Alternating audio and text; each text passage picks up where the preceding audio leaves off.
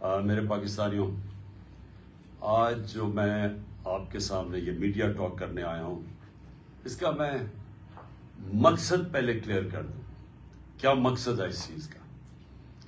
اس کا مقصد یہ ہے کہ اپنے ملک کے لوگوں کو آگاہ کرنے کے لیے کہ یہ جس طرف ہمارا ملک جا رہا ہے، جس تباہی کی طرف ہمارا ملک جا رہا ہے، میں اپنی ساری قوم کو آگاہ کرنا چاہتا ہوں کہ یہ اس دلدل میں جو ہم گھستے جا رہے ہیں، اگر ہم ساری بحیثیت قوم اس کے اوپر اپنی آواز نہیں اٹھائیں گے تو مجھے خطرہ یہ ہے کہ یہ وہ ہونے لگا پاکستان سے جو کہ آج تک پاکستان کی تاریخ میں ہمارے ملک سے نہیں ہوا، یعنی کہ ہمارا ملک اپنے بیرون ملک قرضوں کی قسطیں ادا کرنے کے اوپر ڈیفالٹ کرنے جا رہا ہے۔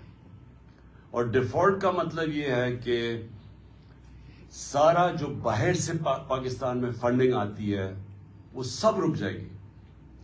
تو جو اس چیز کا مطلب سمجھتے ہیں وہ یہ ہے کہ جب ایک ملک کے اندر ڈالرز کی انکم رک جائے گی تو اس سے کیا ہوگا کہ اگر آج ہمارا روپیہ گرتا جا رہا ہے اور اگر 224 ہے اس کی آفیشل ریٹ اور مارکیٹ میں 250 روپے کا بھی اگر ڈالر نہیں مل رہا تو یہ آپ یہ سمجھ لیں کہ یہ اس سے ذرا جب خدا نہ خواستہ اگر ڈیفالٹ کرتا ہے تو اس سے کئی گنا اور آگے چلا جائے گا۔ اور میں اس لیے اپنی قوم کے سامنے یہ بات آج کرنا چاہتا ہوں کہ یہ جو ہمارے اوپر چوروں کا ٹولہ مسلط کیا ہوا ہے، ان کو اس چیز کی فکر نہیں ہے، کیونکہ ان کے جو لیڈران ہیں انہوں نے 30 سال سے اس ملک سے پیسہ چوری کر کے ملک سے باہر لے گئے۔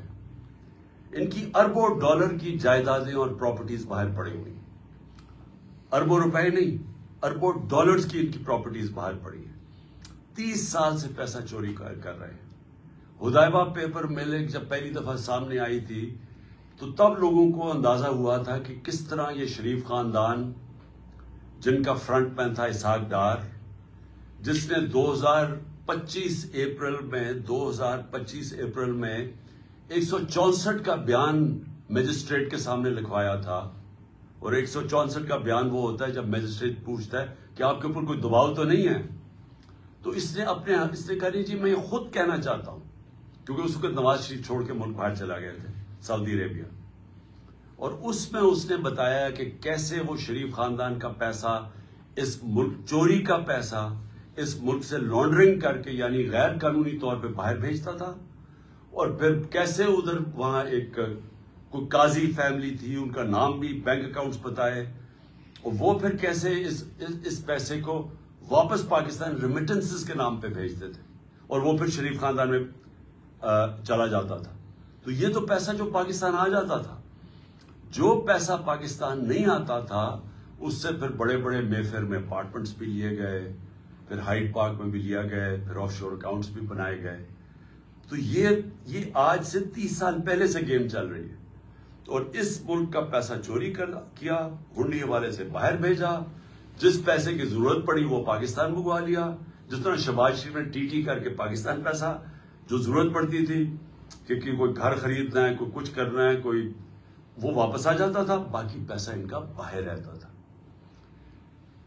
اب ان لوگوں کا جن کا پیسہ باہر پڑا ہوا ہے، ان کو کوئی فرق نہیں پڑے گا پاکستان ڈیفالٹ کرے گا۔ اگر ہمارا روپیہ گرے گا تو ان کا تو ڈالر میں پیسہ پڑا ہوا ہے، ان کو تو فائدہ ہے، اس لیے ان کو کوئی فکر نہیں ہے جدھر پاکستان جا رہا ہے۔ فکر آپ سب کو، ہماری طرح کے لوگوں جن کا کوئی باہر ملک سے میں نے جس نے 30 سال ملک سے باہر کمائی کی تھی اور جو اسی کمائی سے فلیٹ بھی لیا تھا، جو سب کچھ بیچ کے آج اپنے ملک میں پیسہ، جن لوگوں کا جینا مرنا پاکستان میں، ان کے لیے یہ بڑا تشویشناک ہے کہ اگر ملک ڈیفالٹ کی طرف چلا گیا، یہ سارے ہم جو پاکستان میں رہنے والے ہیں، یہ ہم سب کو بہت بڑا نقصان ہونے والا ہے۔ اس سے یہ ہوگا کہ کوئی باہر سے انویسٹمنٹ پاکستان میں نہیں آئے گی۔ جو ہمارے اپنے پاکستانی بھی پاکستان میں انویسٹ کرنا چاہتے ہیں، وہ کیوں اپنے ڈالروں کو روپے میں کنورٹ کریں گے جب روپیہ گرتا جا رہا ہے اور ان کو خوف ہے کہ آگے اور گرے گا، تو کسی نے اپنے ڈالر وہ ڈالروں میں پیسہ رکھے، وہ کیوں کارخانے لگائے، کوئی کیوں پراپرٹیز پاکستان میں رہے؟ تو اس کے بہت دور کے اثرات پڑیں گے، منفی اثرات ہمارے ملک پہ پڑیں گے. تو لہٰذا میں اپنی پاکستانی قوم کے لیے آج یہ چیزیں رکھنا چاہتا ہوں کہ یہ ہمارے جو حالات ہیں، ہماری ساری قوم کو سمجھنا چاہیے کہ یہ ہمارے ملک سے کیا ہو رہا ہے. میں سب سے پہلے آپ کے سامنے یہ اعداد و شمار رکھنا چاہتا ہوں. میں چاہتا ہوں کہ میری ساری قوم یہ پہلے دیکھ لیں کہ جب ہمیں یہ پاکستان ملا تھا 2018 کو، تو پاکستان کی تاریخ کا سب سے بڑا بیرونی ملک خسارہ تھا کرنٹ اکاؤنٹ ڈیفیسٹ 20 ارب ڈالر کا. کبھی اس ملک کی تاریخ میں اتنا بڑا خسارہ کوئی چھوڑ کے نہیں گیا. اور یہ جب خسارہ چھوڑ کے گئے تو میں آپ کو ایک چیز سمجھانا چاہتا ہوں. میری کوشش یہ ہے کہ میں اپنی قوم کو اس کو آگاہ بھی کروں، اس کی تربیت بھی کروں، اس کو ایز آپ کا ایک بڑا ہو کے آپ کو ایجوکیٹ بھی کروں کہ یہ ہوا کیا ہمارے ملک سے.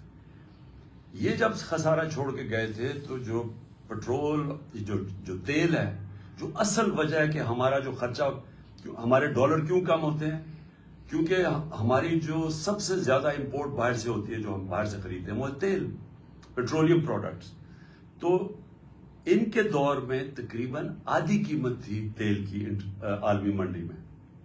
جب ہماری باری آئی تو یہ سمجھ جائیں کہ یہ تیل کی قیمت، یہ جو کرونا سے کہ جب کرونا کی وجہ سے سپلائی شارٹیجز ہوئے ہیں، تو ہمارے دور میں آخری وقت پہ $103 سے تیل گیا 115 $20 تک بھی پہنچا. تو جب تیل بڑھتا ہے تو پھر ہماری امپورٹس بڑھ جاتی ہیں، امپورٹس بڑھتی ہیں، ڈالرز ہمارے زیادہ خرچ ہوتے ہیں، ڈالر کم ہو جاتے ہیں. ڈالر جب کم ہوتے ہیں تو روپے کے اوپر پریشر پڑتا ہے اور ہمارے ریزرو پہ پریشر پڑتا ہے. تو اب یہ سمجھیں کہ یہ جو پاکستان چھوڑ کے گئے تھے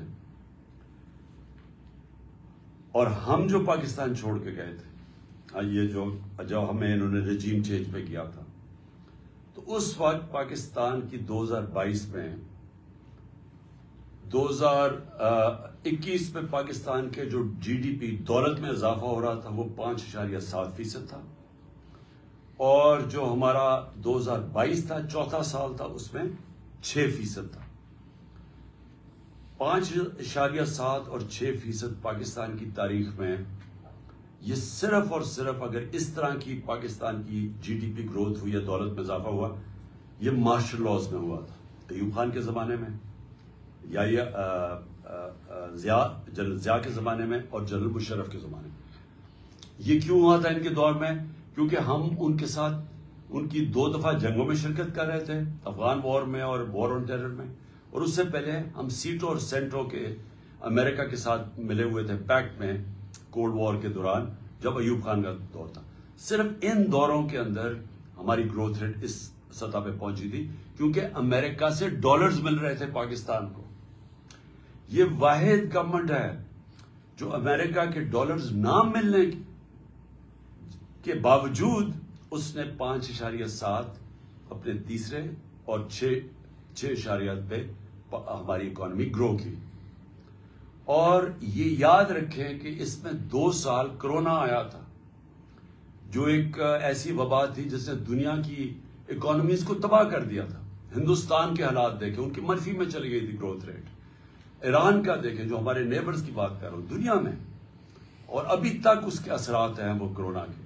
تو ہمارے دور میں اس کے باوجود کہ کرونا تھی اور یہ یاد رکھیں کہ دنیا نے اکنالج کیا تھا کہ پاکستان وہ 3 ٹاپ ملکوں میں جس نے سب سے بہترین طور پہ کرونا کو مینج کیا.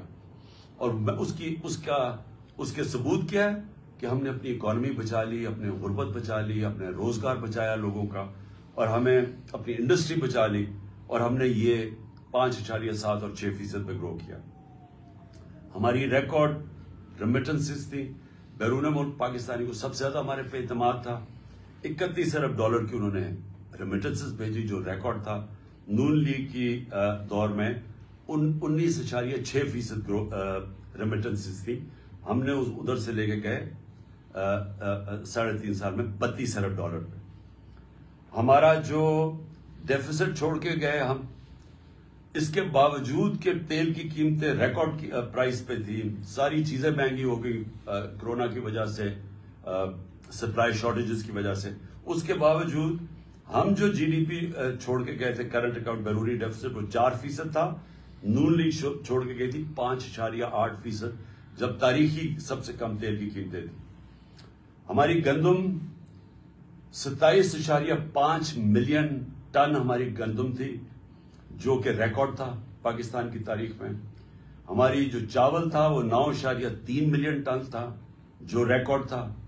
ہمارا جو مکئی تھی وہ 9.6 ملین ٹن تھی، وہ ریکارڈ تھی۔ اور ہماری آخری سال میں جو گنا تھا وہ تقریباً 90 ملین ٹن تھا، جو کہ ریکارڈ تھا۔ جو ان کی بجلی کی جنریشن تھی، اب یہ سمجھ ہے، انہوں نے بجلی جو کانٹریکٹ سائن کیے تھے پاور جنریشن کے نون لیگ نے، اس میں یہ تھا کہ اگر ہم بجلی خریدیں یا نہ خریدیں ہمیں کیپیسٹی پیمنٹس پہ دینے پڑتے تھے۔ یعنی یہ ایک بجلی گھر کو جو انہوں نے جب ان کو کانٹریکٹ دے دیا، انہوں نے جو سیٹ اپ کیے، اس میں سے اگر پاکستان بجلی خریدے یا نہ خریدے پیسے پورے دینے پڑتے تھے، جس کو کیپیسٹی پیمنٹس کہتے ہیں۔ تو اس کے لیے اگر آپ جب تک ہم بجلی، اور انہوں نے اتنے زیادہ بنا دیے، کیپیسٹی اتنی زیادہ کر، ہمارے پاس ملک کے پاس طور طریقہ ہی نہیں تھا وہ بجلی استعمال کرنے کا، ہمارے میں کیپیسٹی نہیں تھی، پیسے ہم پھر بھی ان کو دے رہے تھے۔ تو اس کا مطلب بجلی کی کنزمپشن بڑھائی جائے تاکہ ہم کم از کم ہمارے پاس آمدنی آئے وہ ان کو پیسے دینے کی۔ تو انہوں نے 80 ملین یونٹس ان کے دور میں تھے، ہم اس کو لے کے گئے 116 ملین یونٹس پہ اپنے دور میں، بلین یونٹس میں، مطلب ارب یونٹ، 116 ارب یونٹس میں۔ انہوں نے کوئی اپنی اس دور میں ڈیم نہیں بنائی۔ ہم نے 6 ڈیمز کا شروع کیا، جس میں 2 بڑی ڈیمز تھی، یہ 50 سال کے بعد ہم نے شروع کیا۔ ہم نے ہیلتھ کارڈ کیا، جو دنیا اکنالج کرتی ہے کہ ایک لانسٹ میگزین ہے جو دنیا کی سب سے بڑی ہیلتھ ایشوز کے اوپر میگزین آتی ہے، جو سب سے ریسپیکٹڈ ہے، اس میں انہوں نے ہماری تعریف کی کہ جو پاکستان ہیلتھ کارڈ لے کے آیا ہے، یہ ہمارے سے بڑے امیر ملکوں کے اندر بھی اس طرح کی لوگوں کے لیے، عوام کے لیے ہیلتھ انشورنس نہیں تھی جو ہم لے کے آئے۔ ہمارا جو احساس پروگرام تھا وہ انٹرنیشنلی اکنالج ہوا۔ وہ جو کارنل یونیورسٹی تھی، انہوں نے اسٹینفورڈ یونیورسٹی کی ریسرچ نے کہا کہ پاکستان ایک فلائی ریاست کی طرف جا رہا ہے، جو ہمارا احساس پروگرام تھا۔ اور ہماری جو بلین ٹری سونامی تھی، جو ہم درخت لگانے کی کیمپین شروع کی ہوئی تھی، یہ انٹرنیشنلی اکنالج کیا گیا۔ یہ بورس جانسن برطانیہ کے پرائم منسٹر میرا نام لے کے یونائٹڈ نیشنز پہ تعریف کی کہ پاکستان ایک باقی ملکوں سے آگے نکلا ہوا ہے یہ موسم کی تبدیلی کی فائٹ کے اگینسٹ۔ اور اب میں آتا ہوں کہ ہوا کیا پاکستان سے۔ میں جو یہ آج میری پریس کانفرنس ہے، اس کا مطلب، اس کا مقصد یہ ہے کہ رجیم چینج ہوا۔ یہ جب میں آپ کو اعداد و شمار دے رہا ہوں، یہ پاکستان کی جو اکنامک سروے آف پاکستان ہے اس میں یہ شائع ہوئے ہیں، اور میں یہ پھر سے کہوں کہ یہ اس حکومت نے شائع کیے، یہ ہمارے دور کی اکنامک سروے میں شائع نہیں ہوئے۔ تو یہ جو میں آپ کو دے رہا ہوں اعداد و شمار، یہ ہمارے ہر سال کی جو اکنامک سروے نکلتی ہے اس میں سے میں آپ کو فگرز دے رہا ہوں۔ اب دیکھیں ہوا کیا، ووٹ آف نو کانفیڈنس آ گئی۔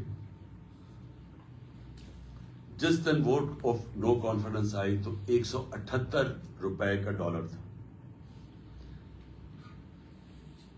آج اوپن مارکیٹ کے اندر 250 روپے کا ڈالر نہیں مل رہا۔ آج آفیشل ریٹ ہے 224 روپے ڈالر کی۔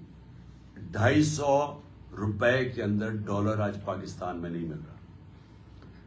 جو بڑی امپورٹنٹ چیز آپ کے لیے سمجھیے، لارج سکیل مینوفیکچرنگ انڈسٹری۔ ملک کی دولت کے اندر اضافہ کیسے ہوتا ہے؟ جب آپ کی انڈسٹری بڑھے، انڈسٹری بڑھتی ہے، روزگار ملتا ہے، آپ کے پاس چیزیں آتی ہیں لوگوں کو بیچنے کے لیے، ایکسپورٹ کرنے کے لیے۔ تو یہ ایک بیسک چیز ہوتی ہے جس سے ایک ملک کی دولت میں اضافہ ہوتا ہے، ویلتھ کریشن ہوتی ہے۔ ہمارا جو آخری مارچ کا مہینہ تھا 27% پاکستان کی لارج سکیل مینوفیکچرنگ میں گروتھ ہوئی، اس پہ اضافہ ہوا. اور یہ کتنے سالوں کے بعد پاکستان کی انڈسٹری اسی طرح ریوائیو ہوئی. اور انڈسٹری ریوائیو ہونا آسان کام نہیں ہے، کیونکہ انڈسٹری اگر آج فیصلہ بھی آپ کریں گے، ان کو انسینٹیوز بھی دیں گے، تو وہ ٹائم لگتا ہے، کیونکہ فیکٹری مشینری بنانی پڑتی ہے، امپورٹ وہ سیٹ اپ ہوتا ہے، اس کو ٹائم لگتا ہے. آپ اگر آج فیصلہ کریں، فائدہ کریں کسانوں کا، تو آج اگر اس کو انسینٹیوز دیں گے، وہ 6 مہینے 7 مہینے کے بعد وہ فصل اگائے گی. لیکن انڈسٹری بڑی دیر لگتی ہے. اس کو ختم کرنا بڑا آسان ہے، اس کو چلانا بڑا مشکل کام ہے. ہمیں 2.5 سال لگے اپنی انڈسٹری کو اٹھانے کے لیے، کیونکہ یہ جب نون لیگ گئی تھی انڈسٹری اس وقت بند ہو چکی تھی. فیصل آباد کے اندر جو فیکٹریاں تھیں ٹیکسٹائل کی، ان کو ریل اسٹیٹ کے اندر وہ بدل رہے تھے. تو اور بے روزگاری تھی. ہمارے جو مارچ کی میں بات کر رہا ہوں، ٹیکسٹائل کا مزدور نہیں مل رہا تھا فیصل آباد میں، باہر سے لوگوں کو مزدوروں کو منگوانا پڑتا تھا. ریکارڈ ہماری جو یہ 27.7 پہ ریکارڈ ہماری انڈسٹری بڑھ رہی تھی، جو آج 0.4% پہ پہنچ چکی ہے. ادھر سے گر کے یہاں پہنچ چکی ہے. یہ اکتوبر کی فگرز ہیں. سب سے زیادہ شور مچا ہوا تھا مہنگائی کا، کہ جی مہنگائی مارچ آ گئی، عمران خان نے مہنگائی کر دی، قتل کر دیا لوگوں کو. مجھے افسوس سے کہنا پڑتا ہے کہ وہ چینلز جو آج چپ کر کے بیٹھی ہوئی ہیں، سناٹا چھایا ہوا ہے وہاں، بول نہیں رہے، وہ ان کو عمران خان کی گھڑی کی پڑی ہوئی ہے. یہ بھی پہلی دفعہ ہوا کہ میں اپنی گھڑی بیچوں، اس کے اوپر ہی شور مچ گیا ہے. میری ذاتی گھڑی ہے، میں اسے بیچوں، میں جو مرضی کروں اسے. اس کے اوپر کوئی بات نہیں کر رہا کہ آج لوگوں کا جو معاشی قتل ہو رہا ہے. ہمارے دور میں مائک جا رہا ہوتا تھا سب کے سامنے، اچھا جی بتائیں کتنی مہنگائی ہے، کتنی تکلیف ہے، چن چن کے. آج کیوں نہیں جا رہے؟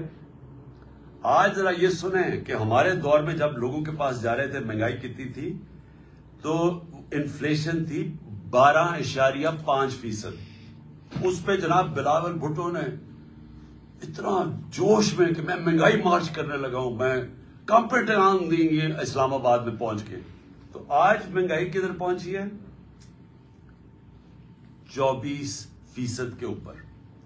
دگنی ہے آج مہنگائی اس دور کی. کوئی کسی کو فکر نہیں ہے کہ مہنگائی میں کیا ہو رہا ہے. 50 سال میں سب سے زیادہ مہنگائی ہے آج پاکستان میں. کتنے لوگ ہیں، کتنے وہ میڈیا ہاؤسز اپنے ضمیر جگائیں. پیسہ سب کچھ نہیں ہے.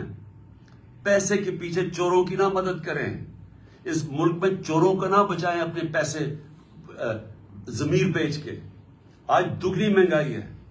اور کون سی قیامت آ گئی کہ تب سے اور اب میں کتنا مہنگائی اصل تو ہوئی تیل کی وجہ سے. ہم کیوں پھنسے ہوئے تھے؟ امپورٹڈ مہنگائی تھی. دنیا میں تیل کی قیمت بڑھ گئی تھی کرونا کی وجہ سے، سپلائی شارٹیجز تھے.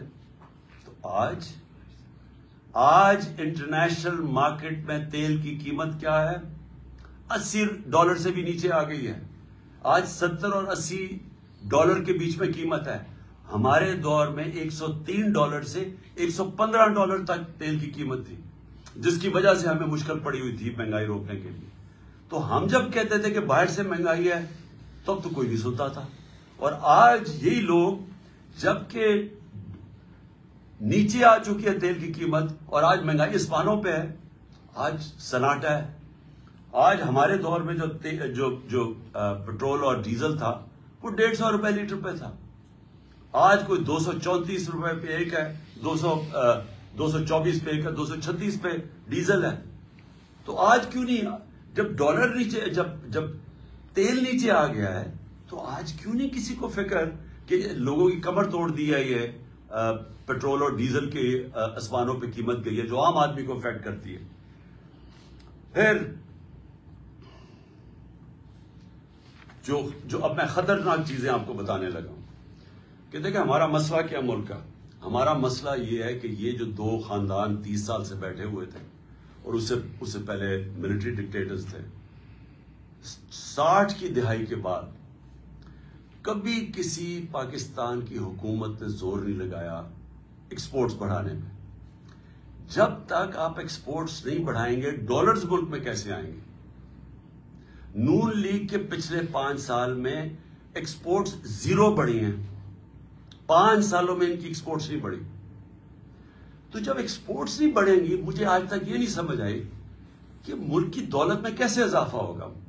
کیسے ایشیا ٹائیگر بنا دیں گے تو لاہور کو پیرس میں بنا دیں گے.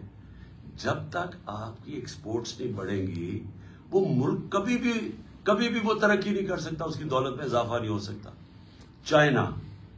چائنا جو آج ایک اکنامک سپر پاور ہے، انہوں نے اپنی ایکسپورٹس آج ان کی پتہ نہیں 2000 ارب ڈالر کی ایکسپورٹس ہیں. ہماری آج ایکسپورٹ جب ہمیں ملا تھا پاکستان تو 24 ارب ڈالر کی ایکسپورٹس تھی 22 کروڑ پاکستانیوں کی، اور ہمیں فخر ہے کہ ہم اس کو لے گئے 33 ارب ڈالر پہ.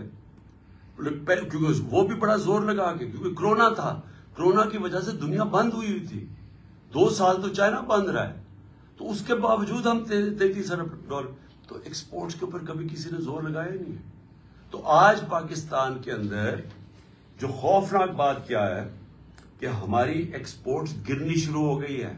جو ہماری ایکسپورٹس بڑھ رہی تھیں اور جو ریکارڈ پہ پہنچی تھی، اور ہمارا خیال تھا کہ اگر ہم رہتے تو وہ 38 ارب ڈالر پہ پہنچ جانی تھی، وہ اب ہر مہینے 18% ایکسپورٹس پاکستان کی گر رہی ہیں. تو بجائے دولت میں اضافہ ہونے کے وہ نیچے آ رہا ہے. جو ہماری ریمیٹنسز ہیں، جو ہمارا جو اوورسیز پاکستانی پیسے بھیجتے ہیں، ایک تو ان کو اعتماد نہیں ہے اس حکومت پہ، دوسرا اور وہ ہے کہ ہمارا روشن ڈیجیٹل اکاؤنٹ جس پہ اوورسیز پاکستانی پیسے وہ کم ہونے شروع ہو گئے ہیں. پاکستانیز نے اپنا پیسہ نکالنا شروع کر دیا اوورسیز پاکستانی نے. اور دوسرا کہ جب اتنا بڑا فرق آ جائے آفیشل ڈالر کی ریٹ میں اور مارکیٹ ریٹ میں، تو وہ تو ایک دم سیدھا ہی اس کا فرق پڑے گا ریمیٹنسز میں. تو جب ڈالر ہمارے ملک میں کم آنے شروع ہو جائیں تو اس سے سب سے بڑا سوال یہ ہوتا ہے کہ اب ہم اپنے قرضوں کی قسطیں کیسے ادا کریں گے. اگر ہم جو کوشش پوری پالیسی تھی کہ ڈالرز ہمارے بڑھیں، ریمیٹنسز بھی آئیں اور ایکسپورٹس ہماری بڑھیں جو بڑھ رہی تھی، اور پھر ہماری کوشش یہ تھی کہ آئی ٹی کی ایکسپورٹس بڑھائیں جو 75% ہم نے بڑھائی تھی، جو فیوچر ٹیکنالوجی کا ہے. اور اس کے علاوہ جو انویسٹمنٹ لے کے آنی تھی، جو ہم نے اسپیشل اکنامک زونز بنائے ہوئے تھے جدھر سے ہم نے انویسٹمنٹ لے کے آنی تھی، اور چائنا سے ہماری بڑی آگے بات چل چکی تھی. بدقسمتی سے چائنا نے 2 سال پھر سے بند ہو گیا چائنا. تو چائنا آنا جانا ہی ناممکن ہو گیا، ان کی جو کوارنٹین لاز ایسے تھے. تو جو ہم نے ان سے اپنی اسپیشل اکنامک زونز میں انویسٹمنٹ کروانی تھی، اس نے بھی ہمارے ڈالر کی انٹیک بڑھانی تھی. تو اب نہ انویسٹمنٹ آ رہی ہے، ایکسپورٹس ہماری نیچے جا رہی ہیں، ریمیٹنسز ہماری نیچے جا رہی ہیں، ڈالرز ہمارے کم ہو رہے ہیں، قرضے ہمارے بڑھتے جا رہے ہیں. تو کس نے ادا کرنی ہے؟ آج جدھر پاکستان کھڑا ہے ہم اب یہ کیسے قسطیں ادا کریں گے؟ اور یہ میں پھر سے اسی پہ آ گیا ہوں کہ مجھے آج کیوں خطرہ ہے، کیوں ہماری طرح کے لوگوں کو خطرہ ہے اور فکر پڑی ہوئی ہے، اور کیوں ان کو نہیں فکر. میں سب سے پوچھتا ہوں، اپنی اسٹیبلشمنٹ سے پوچھتا ہوں، اپنے ہر طبقے کے پاکستانی سے پوچھتا ہوں کہ کیا آپ کو فکر نہیں ہے کہ آپ پاکستان کدھر جا رہے ہیں؟ میں جب الیکشنز کی بات کرتا ہوں، میں الیکشنز کی اپنی ذات کے لیے نہیں بات کر رہا، میں تحریک انصاف کے لیے نہیں بات کر رہا. تحریک انصاف نے تو جب بھی الیکشن کروائیں گے انشاءاللہ، جس طرح کی پبلک سپورٹ ہے آج پی ٹی آئی کی، پاکستان کی تاریخ میں کسی پولیٹیکل پارٹی کی نہیں تھی. 4 صوبوں میں پارٹی پھیلی ہوئی، باقی تو 2 پارٹیز رہ گئی ہیں، چھوٹی چھوٹی پارٹیز صوبائی پارٹیز بن گئی ہیں. تو انہوں نے تو جب بھی الیکشنز ہم نے جیتنا ہے. تو ہمیں یہ نہیں فکر کہ اگر الیکشن ٹائم پہ ہوں گے تو ہمیں کوئی فرق پڑ جائے گا. مجھے خوف آ رہا ہے کہ جتنی دیر اب یہ گورنمنٹ چلے گی، اس ملک کا جو معاشی بحران ہے وہ بڑھتا جائے گا. اور وہ کیوں بڑھے گا؟ کیونکہ جب تک ملک میں پولیٹیکل سٹیبلٹی نہیں آتی، سیاسی طور پہ ملک میں استحکام نہیں آتا، تو معاشی طور پہ تو استحکام آ ہی نہیں سکتا. ساری دنیا کی کامن سینس ہے کہ معیشت تب ترقی کرتی ہے جب سرٹنٹی ہوتی ہے، جب استحکام ہوتا ہے، میں اگر آج بزنس مین ہوں, میں آج ایک انویسٹر ہوں, میں تو تب پیسہ لگاؤں گا جب مجھے پتا چلے گا کہ یہ 4-5 سال کی حکومت چل رہی ہے, اور میں آج اگر پیسہ لگاؤں گا تو 2-3 سال کے بعد جب مجھے اس کا نفع آنا شروع ہوگا. مجھے جب یہی نہیں پتا کہ 6 مہینے میں کیا ہوگا اور اگلے 8 مہینے میں کیا ہوگا, کون پیسہ لگانے لگا؟ اوپر سے پاکستان کی, جس طرح میں نے کہا, جب کریڈٹ ریٹنگ ہی گر گئی ہے, جب پاکستان کے رسک ڈیفالٹ اتنی 100% تک پہنچ چکی ہے, تو کسی نے پیسہ ہی نہیں دینا, نہ کسی کمرشل بینک نے پیسہ دینا ہے, نہ کسی انویسٹر نے آنا ہے. تو یہ تو ان کے پاس تو اب کوئی روڈ میپ ہی نہیں ہے. ان کی تو صرف اب ایک کوشش ہو رہی ہے, اور کوشش ان کی اب آج کیا ہے؟ کوشش بڑی سیدھی ہے. کوشش ہے کہ نا میچ اب یہ کھیل نہیں سکتے. 36 جو بائی الیکشنز ہوئے تھے ان میں سے 29 پاکستان پی ٹی آئی جیت گئی ہے. اس کے باوجود کہ ان کے پاس پوری اسٹیٹ مشینری تھی, ان کے ساتھ پورا جو اس ملک کی الیکشن کمیشن ہے, جس نے بے شرمی سے جس طرح انہوں نے ان کی مدد کی, اور اسٹیبلشمنٹ ان کے ساتھ تھی. ہمیں کہا گیا تھا نا جی سلیکٹڈ ہے, تو اب تو کسی میں شک نہیں ہونا چاہیے نا کہ کون سلیکٹڈ ہے. جس کے ساتھ ان سب کے ساتھ سارے ملک کے جو بھی اس ملک کے پاور ہاؤسز تھے وہ ان کے ساتھ کھڑے تھے.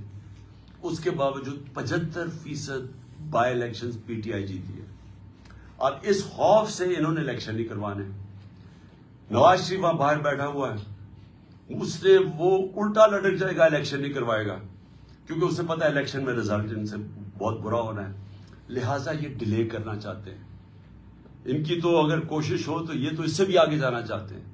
تو اگر یہ الیکشن نہیں ہوگا, تحریک انصاف کا نقصان نہیں ہونے لگا, ملک کا نقصان ہو رہا ہے.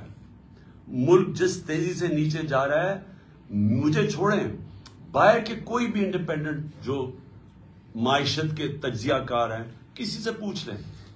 یہ جو موڈیز اور فچ جو کریڈٹ ریٹنگ کرتے ہیں دنیا میں ملکوں کی, کیا وہ تو ہمارے ساتھ نہیں ہیں جو کہہ رہے ہیں کہ آج پاکستان کی ریٹنگ بالکل نیچے گر چکی ہے.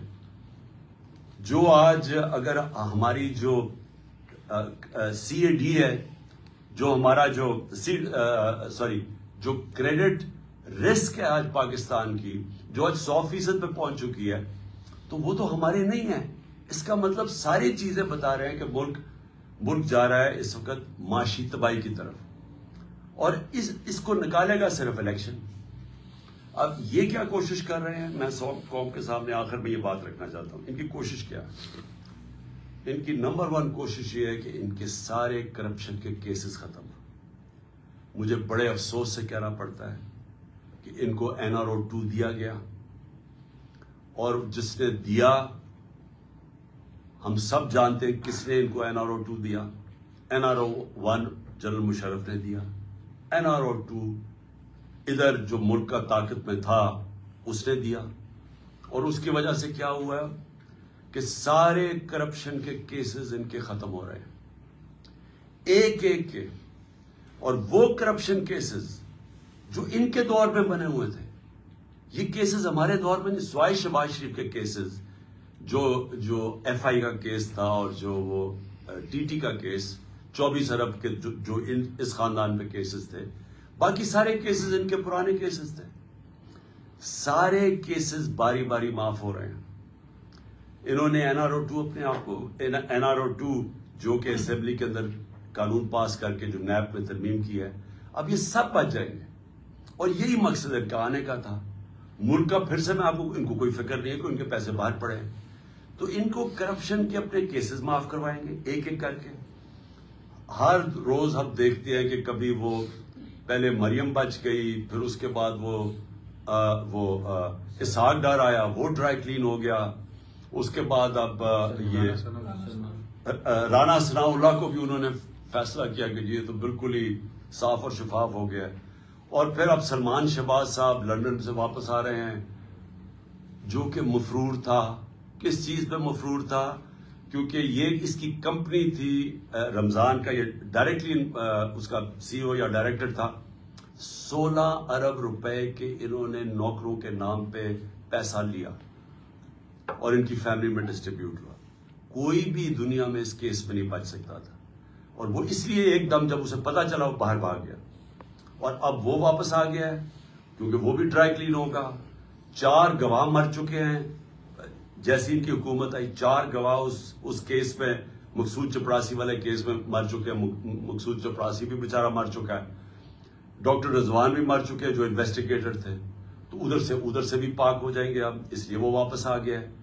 اور جو ٹی ٹی کے کیس ہے, جو انہوں نے فلودہ والا اور وغیرہ کے نام اور پتہ نہیں چینی والا کے نام پہ جو کبھی پاکستان سے باہر بھی نہیں گئے تھے, انہوں نے ان کے پاسپورٹ لے کے تو اربوں روپیہ ان کے نام پہ پاکستان منگوایا. وہ بھی اب سارے کیسز میں ڈرائی کلین ہو جائے گی. کوئی نیب کا اپنا اوپر آدمی انہوں نے رکھ دیا, ایف آئی آئی کا انہوں نے اپنا دونوں ادارے تباہ کر دیے ہیں صرف اپنے آپ کو بچانے کے لیے. اور باقی ان 2 اداروں کا یہ کام اب ہے کہ کیوں یہ ٹائم چاہتے ہیں. یہ ٹائم اس لیے چاہتے ہیں کہ تحریک انصاف کے اوپر کیسز کیے جائیں, عمران خان کو ڈسکوالیفائی کیا جائے, کیسز ڈھونڈو کسی طرح اس کو ڈسکوالیفائی کیا جائے. اپنا انہوں نے ایک بددیانت دار الیکشن کمشنر بٹھایا ہوا ہے. کبھی کسی ملک کی تاریخ میں ایسا نہیں ہوا کہ وہ ایک آدمی 2.5 سال سے ہمارے خلاف فیصلے کر رہا ہے. ہم 8 دفعہ عدالت میں گئے ہیں اس کے فیصلوں کے خلاف, انہوں نے اوور ٹرن کر دیا, اس کے فیصلے رد کر دیے. ہم سپریم جوڈیشل کاؤنسل میں اس کو لے کے گئے ہوئے ہیں, ہم نے اس کے اوپر کیسز کیے ہوئے ہیں, ہمارے کیسز نہیں سنے جا رہے ہیں, اور وہ ہمارے اوپر کیسز پہ کیسز کیے جا رہے ہیں. اور صرف ایک پوائنٹ ایجنڈا ہے کہ مجھے ڈسکوالیفائی کرے اور ہماری پارٹی کو نقصان پہنچائے. ایک منٹ. اور میں جو اس کے ساتھ جو سب سے بڑا جو میں آخر میں بات کرنا چاہتا ہوں وہ اعظم سواتھی کی ہے. میں سمجھتا ہوں کہ ایسا میں نے اپنے ملک میں مارشل لاز میں ایسے حالات نہیں دیکھے جو اعظم سواتھی سے ہو رہا ہے. اعظم سواتھی کا قصور کیا تھا؟ اس نے ایک ٹویٹ کی جس نے اس نے جنرل باجوہ کو کہا کہ اس نے NR دے دیا پاکستان میں. یہ سارا پاکستان کو پتا ہے کہ اس نے NR دیا, لیکن اس کے اوپر جو اس کو سزا ملی ہے, کون سے معاشرے کے اندر اس طرح کا ظلم ہوتا ہے کہ ایک سینیٹر اپنا پوائنٹ آف ویو نہیں دے سکتا؟ بھئی آپ کہتے نہیں دیا, لیکن یہ تو نہیں کر سکتے آپ کو ننگا کر کے اس کو مارو, بچوں کے پوتوں پوتیوں کے سامنے اس کے اوپر ظلم تشدد کرو, اس کے بعد اس کو یہ جو آپ کر رہے ہیں اس کی پھر بیوی کے اور بیٹی کے سامنے گندی کیسٹ بھیجو, اس کے بعد وہ اس کے اوپر کیسز کر دو, کوئی 30 کیسز کر دو.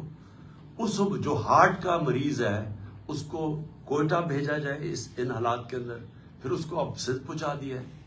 اس کے گھر کے اوپر انہوں نے واردات کی ہے, ایک دم CDO کو پتا چل گیا کہ اس نے اس کا گھر سیل کر دیا. کون سی دنیا کے اندر اس طرح کے حالات ہوتے ہیں جو اپنے آپ کو جمہوریت کہتی ہے؟ یہ ظلم کا نظام ہے, اس کی انتہا ہے. اس کے اوپر میں صرف ختم کرتا ہوں حضرت علی کا قول سے کہ کفر کا نظام چل جائے گا لیکن اس طرح کا ظلم کا نظام نہیں چل سکتا. خان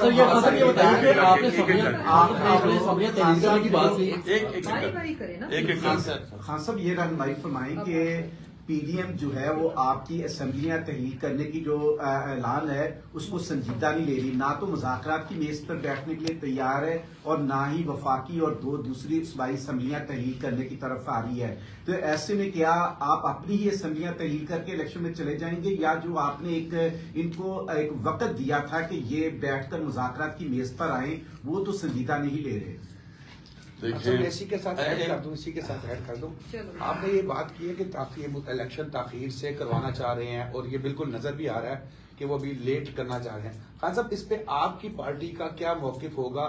کیا آپ کوئی اگریسو موڈ کے اندر آگے آئیں گے احتجاج میں, یا جیسے ابھی آج کل ہلکا پھلکا ہلکے مسلم کانسٹیچوئنسیز کے اندر احتجاج کر رہے ہیں, یہ جاری رکھیں یا کوئی بڑی کال دینے جا رہے ہیں آپ آگے؟ دیکھیں, سب سے پہلے تو مجھے کبھی کوئی شک نہیں تھا کہ نواز شریف یا زرداری کبھی بھی الیکشنز کی طرف نہیں جائیں گے. اور کیوں مجھے شک نہیں تھا؟ کہ دونوں اس ملک کے بڑے مجرم ہیں, یہ کرپٹ لوگ ہیں.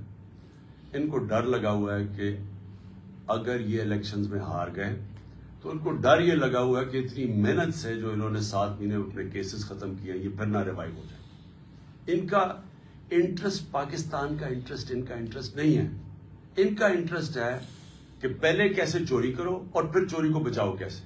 تو مجھے کبھی کوئی شک نہیں تھا کہ انہوں نے الیکشن نہیں ماننا.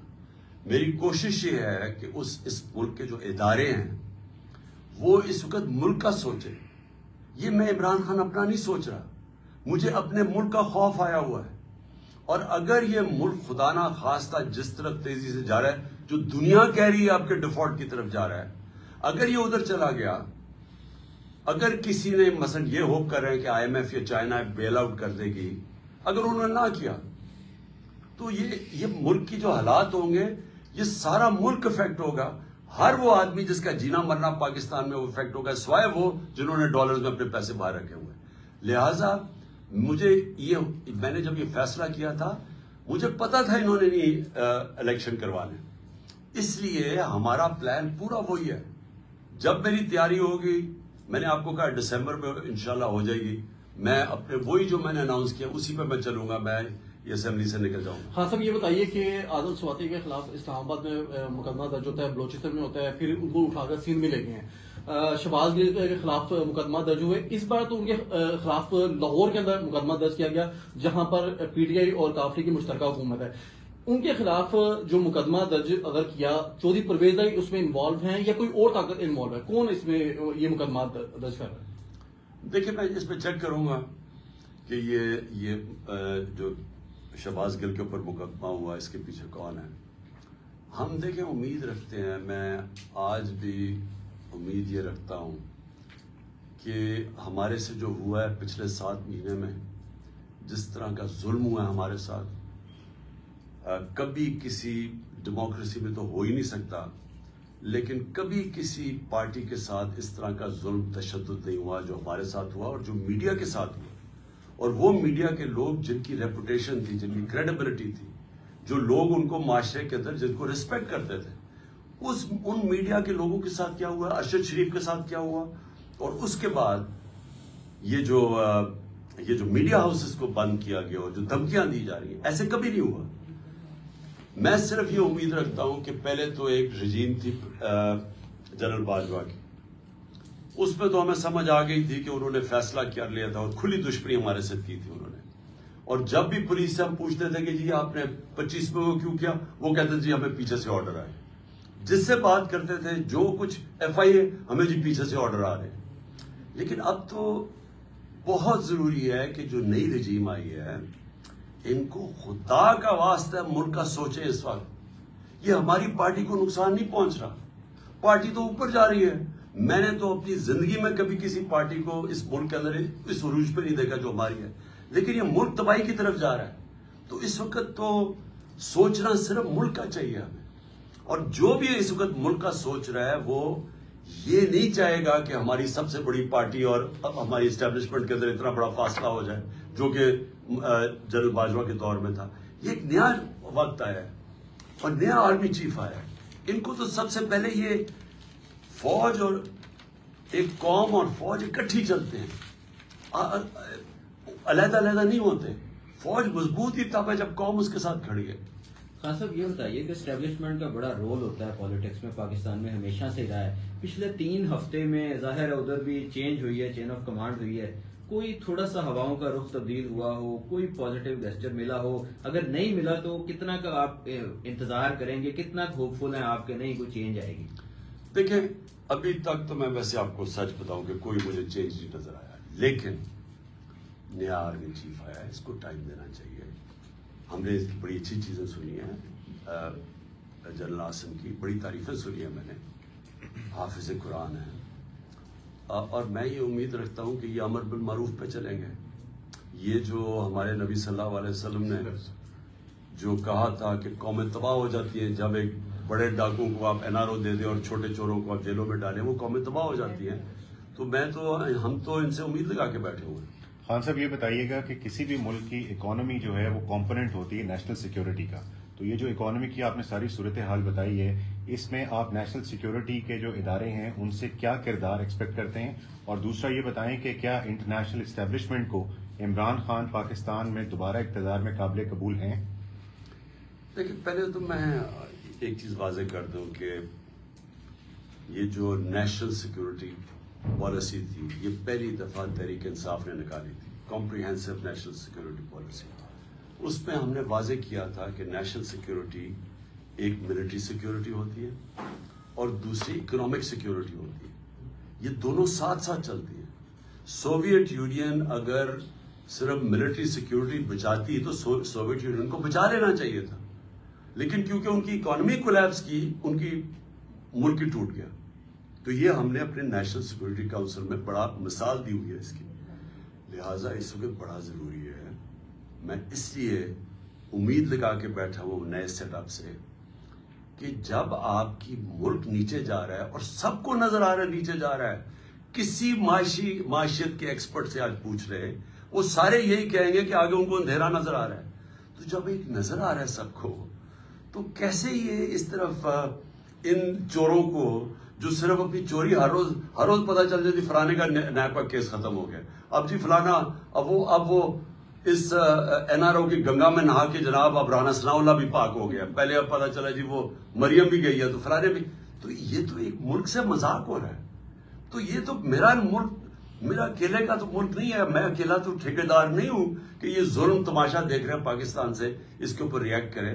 اس میں بہت ضروری ہے کہ ہمارے جو نیشنل سیکورٹی کے ادارے ہیں وہ دیکھیں کیا ہو رہا ہے. اچھا خان صاحب یہ بتائیں کہ الیکشن کمیشن میں آپ کے خلاف مختلف کیسز چل رہے ہیں، اگر کسی کیس میں آپ کو نااہل کیا جاتا ہے جس کا آپ خود بھی ذکر کر رہے ہیں، تو پھر پی ٹی آئی اور آپ کا ریئیکشن کیا ہوگا؟ اور دوسرا، آپ کی جو اتحادی جماعت ہے پنجاب میں خصوصاً، وہ اسمبلیاں توڑنے کے معاملے پر کچھ تذبذب کا شکار دکھائی دیتی ہے، تو کس طرح توڑ پائیں گے؟ دیکھیں ہمارے ساتھ پوری طرح، میں آپ کو واضح کر دوں، ہاں موقف مختلف ہوتا ہے، ان کا اپنا موقف ہے کہ وہ سمجھتے ہیں شاید آگے جانا چاہیے، یعنی تھوڑی اور دیر چلنا چاہیے ان کو، اور وہ صرف اس لیے کہہ رہے ہیں کہ اگر نون لیگ یعنی اگر کیئر ٹیکر آ گئی اور کیئر ٹیکر ڈیسائیڈ کیا الیکشن کمیشن نے، الیکشن کمیشن تو ان کا آدمی ہے، اس نے بٹھا کے ان کے لوگ بٹھا کے اوپر آئی جی اپنا رکھ کے تو انہوں نے ہمارے پہ پھر ظلم کرنا شروع کر دینا ہے. ان کا یہ پوائنٹ ٹھیک ہے، لیکن انہوں نے مجھے پورا اختیارات دیے ہوئے ہیں کہ جب بھی میں چاہوں گا کہ اسمبلی توڑنا، ان پورے میرے ساتھ کھڑے ہیں اس کے اوپر، اس میں کوئی شک نہیں ہے. آپ کا پہلا سوال ہے الیکشن کمیشن اگر نااہل کرتا ہے، الیکشن کمیشن مجھے نااہل کرتا ہے اپنا اور پاکستان میں ذلت کمائے گا، وہ اور ذلیل ہوگا پاکستان میں، کیونکہ لوگوں کو ابھی کوئی شک نہیں ہے کہ اس سے زیادہ بددیانتدار الیکشن کمیشن پاکستان کی تاریخ میں نہیں آیا. ہر فیصلہ اس کا، بلکہ یہ تو نون لیگ کا جس طرح جیالہ نہیں ہوتا اس طرح ہمارے خلاف کام کر رہا ہے، لیکن اس سے کوئی فرق نہیں پڑے گا. پاکستان کی قوم پہلے ہی تیار بیٹھی ہوئی ہے، ان کو سب کو ایک باشعور قوم ہے، وہ ویسے الیکشن جتا دیں گے. یعنی اگر میں نے الیکشن چلے مجھے نااہل کر دیا، کیا ہوگا؟ پہلے تو الیکشن کمیشن نااہل کر ہی نہیں سکتی، اس کے پاس یہ ہے ہی نہیں، اتھارٹی نہیں ہے. اگر وہ کر بھی دیتی ہے تو کیا پاکستانی قوم کسی اور کو ووٹ دے دے گی؟ اگر میں نہ بھی پی ٹی آئی کا ہیڈ ہوا تو کیا وہ کسی اور کو ووٹ دے دے گی؟ اچھا خان صاحب یہ بتائیے کہ جیسے آپ نے کہا کہ معیشت جو ہے وہ کسی بھی ملک کی سلامتی کی فرسٹ لائن ہوتی ہے، اگر خدا نہ کرے پاکستان ڈیفالٹ کرتا ہے تو ہمارے ایٹمی اثاثے جات جو ہیں وہ کتنے کمپرومائز ہو سکتے ہیں؟ دیکھیں میں نے یہ بات کی تھی 1 جون کو، میرے اوپر انہوں نے کہا جی، اور ابھی بھی سمیع ابراہیم کا انٹرویو 1 جون کا، انہوں نے کہا جی عمران خان کے اوپر آرٹیکل 6 لگنا چاہیے. میں ایک لیڈر ہوں، میں اپنے ملک کو کیوں نہ آگاہ کروں کہ جب چور اوپر بیٹھ گئے ہیں یہ ملک کدھر جا رہا ہے، اور وہ ادھر ہی چلا گیا ملک. جو میں نے پیشن گوئی کی تھی 1 جون میں، اگر میرا انٹرویو دیکھ لیں، بالکل ادھر وہ لے کے گئے، ڈیفالٹ کی طرف لے گئے ہم. اب ڈیفالٹ ہم نہیں کہہ رہے، باہر کے جو اکانومی کے ایکسپرٹس ہیں سب یہی کہہ رہے ہیں کہ ڈیفالٹ کی طرف پاکستان جا رہا ہے. تو جب ڈیفالٹ کر جائے گا، میرا اب اگلا سوال ہے، جس نے ہمیں اس دلدل سے جدھر ہم کنویں میں گرے ہوں گے اس میں سے نکالے گا، تو پاکستان کے پاس اس کو دینے کے لیے کیا ہوگا؟ مجھے بتائیں نا، ہمارے پاس کیا چیز بیچنے کے لیے ہوگی کہ ہاں جی ہم یہ آپ کو دیتے ہیں تو آپ ہمیں اب بیل آؤٹ کریں؟ کیا ہے ہمارے پاس؟ تو یہ تو کامن سینس ہے کہ وہ جو مجھے تو ایسے لگتا ہے کہ سازش کے تحت یہ کیا گیا، یعنی یہ سازش بڑی سازش. یہ رجیم چینج صرف یہی نہیں تھا کہ عمران خان کو ہٹاؤ، جبکہ معاشرت سب سے تیزی سے ترقی کر رہی تھی، سارے انڈیکیٹرز پازیٹو تھے، اس کو تب گرایا گیا اور ان چوروں کو لے آیا اور ملک نیچے بیٹھ گیا. تو یہ تو ایک دشمن ملک لوگ کر سکتے ہیں. میں اس لیے تو کہتا ہوں کہ جو بھی ملوث تھے اس رجیم چینج میں وہ پاکستان کے میر جعفر اور میر صادق تھے. خان صاحب جو بیل آؤٹ جو IMF کا بیل آؤٹ پروگرام ہے اس میں نون لیگ کی جانب سے صدر پاکستان کو جو ہے وہ مدد مانگی گئی ہے کہ ان کو سپورٹ کیا جائے. تو کیا PTI اور نون لیگ اکٹھے مل کر کوئی معاشی جو صورتحال کو بہتر بنانے کے لیے اکٹھے بیٹھ سکتے ہیں؟ اور خان صاحب نواز شریف بھی سنا اب واپسی کی تیاریاں شروع ہو گئی اس کے بھی لانے. سارے چوروں کو رہا, سارے چور, اب تو صرف ایک ہی کسر رہ گئی ہے کہ NRO وہ جو جیلوں میں بیچارے غریب لوگ گھسے ہوئے ان کو بھی NRO دے دو. ان کی تو چھوٹی چھوٹی چوریاں ہیں, یہ تو اربوں کی چوریاں معاف ہو رہی ہیں, وہاں بیچاروں کی ہزاروں میں لاکھوں کی چوری ہے, وہ بیچارے سل رہے, سب کو چھوڑ دے جیلوں میں. دیکھیں آپ نے جو کہا نا کہ ان کے ساتھ بیٹھ کے ہم کیا کر سکتے ہیں, ان کے پاس کیا فارمولا ہے, یہ کیا کریں گے. ان کے اوپر نہ پاکستان کی ایک جو بزنس مین جو سرمایہ کار ہے نہ ان کو اعتماد ہے ان پہ. آج سارے 88% پاکستان کے سرمایہ کار کہتے ہیں کہ ان کے اوپر اس پہ اعتماد نہیں ہے. 100% باہر کے لوگ کہہ رہے ہیں کہ ان کو اس اکانومی پہ اعتماد نہیں ہے. تو ان کے اوپر کیا کریں گے ہم؟ اس گھوڑے کے اندر کتنا پمپ بھرے گے, وہ تو مر چکا ہے گھوڑا, یہ ٹھیک نہیں کر سکتے.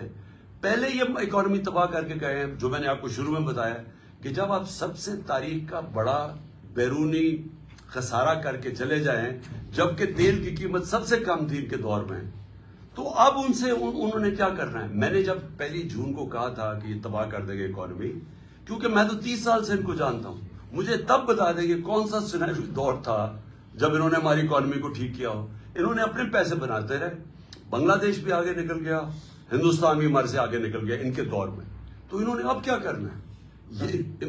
میں آج آپ کو کہہ رہا ہوں کہ ان کو جب پہلا موقع ملا انہوں نے ملک چھوڑ کے پھر باہر بھاگ جانے. 21 دسمبر کو ہوں گی, 21 دسمبر کو پنجاب اور KP کی اسمبلی ہوں گی یا نہیں ہوں گی؟ میں آپ کو دسمبر کی آپ کو دسمبر تک ایک لاسٹ کوشچن مطالبہ کرتے ہیں کہ فوج جو ہے یا اسٹیبلشمنٹ وہ معاملات کو بیچ میں داخل ہو, مداخلت کرے, چیزوں کو سیدھا کرے. تو سر یہ آئین میں تو ایسی کوئی گنجائش موجود نہیں ہے. آئین میں گنجائش تھی کہ آپ منڈی لگائیں سندھ ہاؤس کے اندر اور 20-20 کروڑ روپیہ دے کے لوگوں کو خرید کے چینج کریں. کیا آئین میں اس کی گنجائش تھی کہ کھلے عام آپ چوری کے پیسے سے چوروں کو خرید رہے ہیں, اپنے لوگوں کو خرید رہے ہیں اور لوٹا بنا رہے ہیں؟ کبھی سنا ہے یہ برطانیہ کے اندر ہوا ہو یا کینیڈا میں ہوا ہو یا آسٹریلیا میں جدھر پارلیمنٹری ڈیموکریسی ہے؟ وہ آئین میں کیا گنجائش ہے؟ یہ تو آئین کے اندر کیا گنجائش ہے NRO 2 کی؟ مجھے بتائیں, پبلک کا پیسہ چوری ہوا ہے, پیسہ گورنمنٹ عوام کا پیسہ چوری ہوا ہے, NRO ان کو کیسے مل گیا؟ کہیں دنیا کے اندر آپ نے سنا ہے کوئی دنیا کا ایک ملک ہے جس کے اندر چوروں کو NRO مل جائے؟ مجھے ایک بتائیں, برطانیہ میں بتائیں کبھی کسی کو NRO ملا ہے, کبھی آسٹریلیا میں ملا ہے, کسی مہذب معاشرے میں ملا ہے؟ تو آئین تو ان کو تب سوٹ کرتا ہے کہ جب آپ ان کو فائدہ ہو تو آئین کو یاد آ جاتا ہے, باقی تو آئین کی انہوں نے ہمیشہ دھجیاں اڑائی.